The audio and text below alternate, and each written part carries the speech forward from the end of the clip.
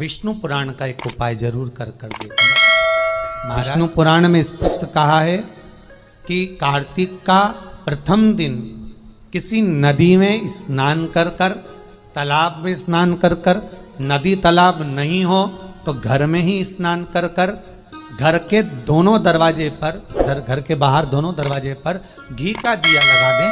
उसमें एक कमल गट्टा, किराने की दुकान पे मिलता है काला कलर का कमल गट्टा, एक एक डाल दें नाम और गोत्र बोलकर, और शाम के समय पर एक दिया घर की देहली पर प्रतिदिन कार्तिक के महीने में लगा दें। महाराज विष्णु पुराण का उपाय है।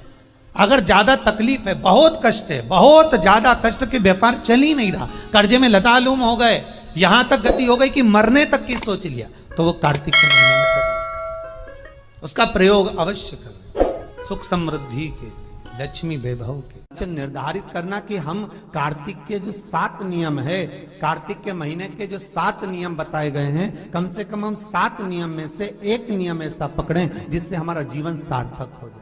आप भले 7 नियम नहीं कर रहे कार्तिक के, भले एक नियम करो, पर वो नियम हमारा पूर्ण चलना, कि नियम की पूर्णता पूर्ण होना। आपको कहा था कार्तिक के 7 नियम हैं, उसमें पहला दीपदान, दूसरा तुलसी पूजन, तीसरा भूमि पर शयन, चौथा शरीर पर तेल नहीं लगाना, पांचवा सुंदर दलहन की चीजों का त्याग करना, और छठा ब्रह्मचार्य व्रत का पालन करना, और सातवां अपने जीवन में कार्तिक के महीने में चाहे वाणी का संयम हो, चाहे भोजन का संयम हो, चाहे शब्दों का संयम हो, चाहे दृष्टि का संयम हो, चाहे इंद्रियों का संयम हो, वो संयम रखें, वो संयम धारण करना।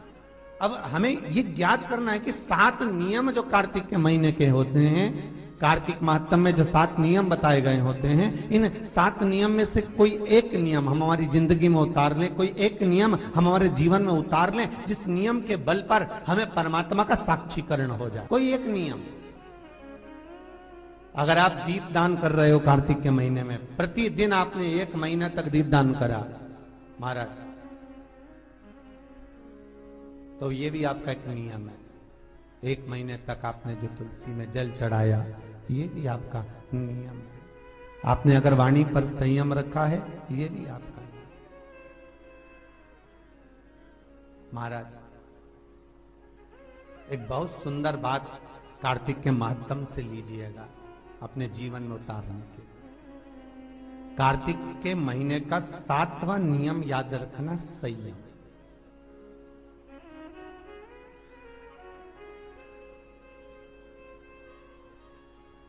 किस समय पर किस चीज का संयम होना चाहिए, निर्धारित करना कि हम कार्तिक के जो 7 नियम है, कार्तिक के महीने के जो 7 नियम बताए गए हैं, कम से कम हम 7 नियम में से एक नियम ऐसा पकड़ें जिससे हमारा जीवन सार्थक हो जाए। आप भले 7 नियम नहीं कर रहे कार्तिक के, भले एक नियम करो, पर वो नियम हमारा पूर्ण चलना चाहिए, उसकी नियम की पूर्णता पूर्ण होना चाहिए। आपको कहा था कार्तिक के 7 नियम हैं, उसमें पहला दीपदान, दूसरा तुलसी पूजन, तीसरा भूमि पर शयन, चौथा शरीर पर तेल नहीं लगाना, पांचवा सुंदर दलहन की चीजों का त्याग करना, और छठा ब्रह्मचार्य व्रत का पालन करना, और सातवां अपने जीवन में कार्तिक के महीने में चाहे वाणी का संयम हो, चाहे भोजन का संयम हो, चाहे शब्दों का संयम हो, चाहे दृष्टि का संयम हो, चाहे इंद्रियों का संयम हो, वो संयम रखें, वो संयम धारण करना। अब हमें ये ज्ञात करना है कि 7 नियम जो कार्तिक के महीने के होते हैं, कार्तिक महात्म में जो 7 नियम बताए गए होते हैं, इन 7 नियम में से कोई एक नियम हम हमारी जिंदगी में उतार लें, कोई एक नियम हम हमारे जीवन में उतार लें, जिस नियम के बल पर हमें परमात्मा का साक्षीकरण हो जाए। कोई एक नियम, अगर आप दीपदान कर रहे हो कार्तिक के महीने में, प्रतिदिन आपने 1 महीना तक दीपदान करा महाराज, तो ये भी आपका एक नियम है। 1 महीने तक आपने जो तुलसी में जल चढ़ाया, ये भी आपका नियम है। आपने अगर वाणी पर संयम रखा है, ये भी आपका नियम। महाराज एक बहुत सुंदर बात कार्तिक के माध्यम से लीजिएगा अपने जीवन में उतारने के। कार्तिक के महीने का 7वां नियम याद रखना सही है। किस समय पर किस चीज का संयम होना चाहिए, ये हमारे विष्णु पुराण किस किसने सुनी है? हाथ उठा। विष्णु पुराण का 5वां अंश कार्तिक खंड वर्णन करता है, या स्कंद पुराण का कार्तिक खंड को उठा लीजिए, वो वर्णन करता है 24 तरह के दिए होते हैं। कितने तरह के? 24 तरह के दीप होते हैं। उस दीप में सर्वाधिक श्रेष्ठ दीप होता है तुलसी दल का, तुलसी की डंडी से जो प्रकट किया है। बत्तियों का भी क्रम है, एक लंबी बत्ती होती है, एक गोल बत्ती होती है। होती कि नहीं होती? लंबी और गोल। ये वाला स्पीकर बंद है, बार बार बंद हो रहा, बार बार चालू हो रहा है, उसको देखिए जरा। बत्ती एक गोल होती है, एक लंबी होती है। गोल बत्ती और लंबी बत्ती में अंतर होता है, बहुत जमीन आसमान का अंतर है, बहुत ध्यान देना इसका। गोल बत्ती किस किस देवी देवता पे लगती है और लंबी बत्ती किस किस देवी देवता पे लगती है, तो स्कंद पुराण और विष्णु पुराण दोनों कहती है जो लंबी बत्ती होती है वो पितरों की जगह पर, पूर्वजों की जगह पर, पूर्वजों की जगह पर, बड़ के पेड़ के नीचे, पीपल के पेड़ के नीचे लंबी बत्ती का प्रमाण है। किसी देवी के स्थान पर, जो देवी की पूजन करते हैं, जगदम्बा की पूजन करते हो, पार्वती की करते हो, लक्ष्मी की करते हो, कुल देवी का स्मरण करते हैं, लंबी बत्ती का प्रमाण। और जो गोल बत्ती होती है वो गोल बत्ती का प्रमाण किसी हनुमान मंदिर, राम मंदिर, शिव मंदिर, जितने देवताओं के मंदिर हैं वहां पर गोल बत्ती का प्रमाण। लंबी बत्ती देवी के स्थान पर इसलिए जलाई जाती है क्योंकि देवी वंश की और लक्ष्मी की वृद्धि करती है। तो लक्ष्मी और वंश बड़ा होना चाहिए, लंबा होना चाहिए। और देवता के सामने गोल बत्ती इसलिए लगाई जाती है कि हमारा मन, ये चित्त, ये वृत्ति आपके चरणों में टिकी रहे और एक दिन हम भी वैकुंठ का वास करें, इसलिए गोल बत्ती लगाई जाती। एक सहस्त्र बत्ती होती है, करें दर्शन कभी? यहां पे माताएं बैठ बैठ के बनाती रहती है 100 बत्ती, 108 बत्ती, 108 बत्ती बनाकर भगवान के सामने। उसका क्या प्रमाण है? कौन से पुराण में लिखा है कि 108 और सहस्त्रावली बत्ती लगाई जाए? तो स्कंद पुराण में कार्तिक खंड के अंदर स्पष्ट किया गया, सहस्त्रावली बत्ती, 108 लंबी बत्तियों का जो प्रमाण है वो कहते हैं कि जिस व्यक्ति ने किसी तीर्थ को ना करा हो, पूरे तीर्थ नहीं गए हो, सारे तीर्थों का स्नान नहीं करा हो, किसी तीर्थ में दर्शन करने से वंचित रह गए हो, तो 108 बत्ती की एक बत्ती बनाकर किसी नारायण के मंदिर में, शिव मंदिर में, देवी के मंदिर नहीं, केवल देवता के मंदिर में अगर उसको घी में भिगोकर प्रज्वलित कर दिया जाता है तो सारे तीर्थों के दर्शन का फल उस जीव को प्राप्त हो जाता है। उसको सहस्त्रावली बत्ती। दान का मतलब जानते हो आप लोग? क्या मतलब है? यमुना जी के घाट पर जाना, गंगा के घाट पर जाना, नर्मदा के घाट पर जाना और घाट पे जाके दिया लगाना, उसको हमारे यहाँ क्या कहते हैं? दीपदान। पर दुनिया के लोगों ने दीपदान के महत्व को कुछ दूसरा ही बना दिया। दिया जलाते हैं और नदी में छोड़ते हैं।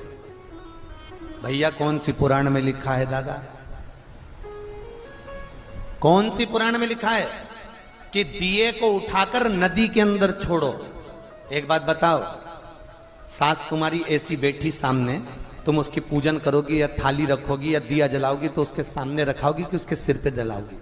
अरे बोलो तो सही, दिया कहां जलाओगे? उसके सामने कि सिर पे? पर दुनिया के लोग दिया कहां जला रहे हैं? दिया जला के छोड़ते हैं गंगा जी में, यमुना जी में, सरयू जी में, उसके अंदर छोड़ते हैं। तो ये तो दोष है ना, ये तो दोष माना जाता है। दिया दान करने का सबसे बड़ा क्रम है कि दीप दान करना है तो घाट पर लगाइए, पीपल के वृक्ष के नीचे दीप लगाइए। कार्तिक महीने में पूर्णिमा के दिन जो दीपदान दिया जाता है उस दीपदान की बड़ी महत्वता होती है। हिंदू धर्म में केवल 3 दिन ऐसे होते हैं जिसके दीपदान का फल मनुष्य को नहीं मिलता।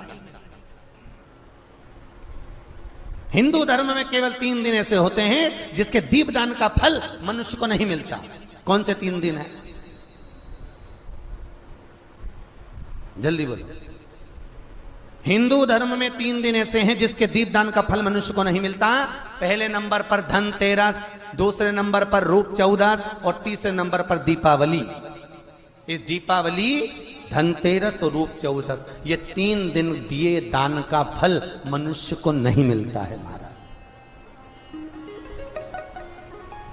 क्यों नहीं मिलता महाराज? हम तो जला जला के और ओटले पे जलाएं, पीपल के नीचे लगाएं, खूब दीपदान करते हैं, तो इसका फल मनुष्य को क्यों नहीं मिलता? क्योंकि राजा बलि की भूमि को जब वामन भगवान ने 3 पग में नाप लिया था, राजा बलि सुतल लोक का राजा बना था, तो राजा बलि ने वामन भगवान से कहा था, प्रभु आपने 3 पग में मेरी पृथ्वी को नाप लिया, पर आपसे मांगना चाहता हूं तो केवल इतना दे दो कि 3 दिन जो पृथ्वी पर दीपदान करेंगे उसका फल मेरी किस्मत में, मेरे भाग्य में लिखा जाए। भगवान ने पूछा कौन कौन से? तो कहा एक धनतेरस, दूसरा रूप चौदस, तीसरा दीपावली। इतने में लक्ष्मी जी आके खड़ी हो गई। लक्ष्मी जी ने कहा राजा बलि से, भैया पृथ्वी के लोग सबसे ज्यादा पूजन तो उसी दिन करते हैं, उसी दिन दीपदान करते हैं, और लोग तो धनतेरस के दिन दिया लगाते हैं, रूप चौदस के दिन लगाते हैं, दीपावली के दिन लगाते हैं, और सारा पुण्य तेरे खाते में लिखा जाएगा, तो उनके खाते में क्या होगा?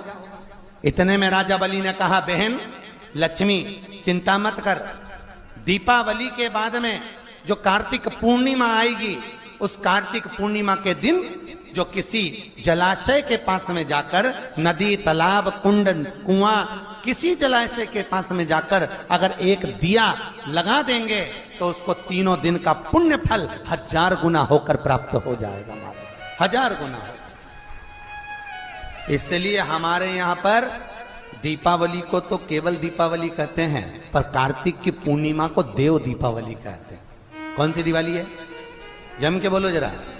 देव दीपावली। दीपावली से बड़ी दीपावली होती है कार्तिक पूर्णिमा के दिन, क्योंकि तुमने ये 3 दिन जो दिया लगाया, इसका फल तुम्हें जब मिलता है जब तुम कार्तिक की पूर्णिमा के दिन किसी घाट पर, नदी के तट पर, तालाब के तट पर, सरोवर के तट पर जब दीपदान करते हो साहब, तब उसका